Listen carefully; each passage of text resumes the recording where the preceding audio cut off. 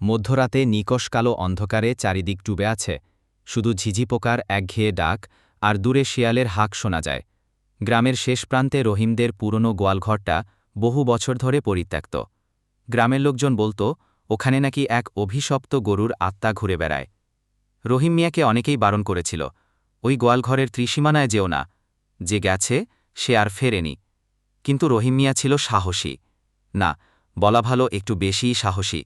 সে টাকা পয়সার লোভে ঠিক করল ওই গোয়ালঘরের কাঠ ভেঙে নিয়ে আসবে। আজ অমাবস্যা রাত। রহিম মিয়া একটা কুড়াল হাতে চুপি চুপি গোয়ালঘরের দিকে এগোচ্ছিল। পুরনো কপাটগুলো ক্যাচ ক্যাচ শব্দে খুলে গেল। ভেতরে জমাট বাঁধা অন্ধকার আর পচা ঘরের তীব্র গন্ধ। হঠাৎ একটা ঠান্ডা বাতাস বয়ে গেল, আর মনে হলো কেউ যেন ফিসফিস করে ডাকছে, ফিরে যা।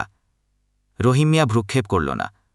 কুড়াল চালাতেই একটা বিকট আর্তনাদ ভেসে এলো, আমার শেষ নেই, তুই আমার অভিশাপ। গোয়ালঘরের মেঝে থেকে টকটকে লাল দুটি চোখ জ্বলজ্বল করে উঠল। সেগুলো কোনো গরুর চোখ নয়, যেন নরকের আগুন।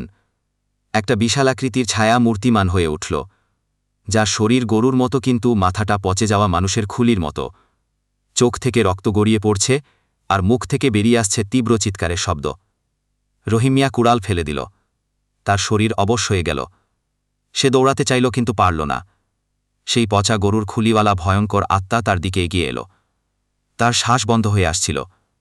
শেষ যে শব্দটা রহিম মিয়া শুনেছিল তা ছিল সেই গরুর বিকট হাসি, যা তার হাড় পর্যন্ত কাঁপিয়ে দিয়েছিল। সকালে রহিম মিয়াকে আর খুঁজে পাওয়া গেল না। শুধু গোয়ালঘরের দরজার সামনে পড়েছিল তার কুড়ালটা, আর তার গায়ে লেগেছিল শুকিয়ে যাওয়া চাপচাপ রক্তের দাগ।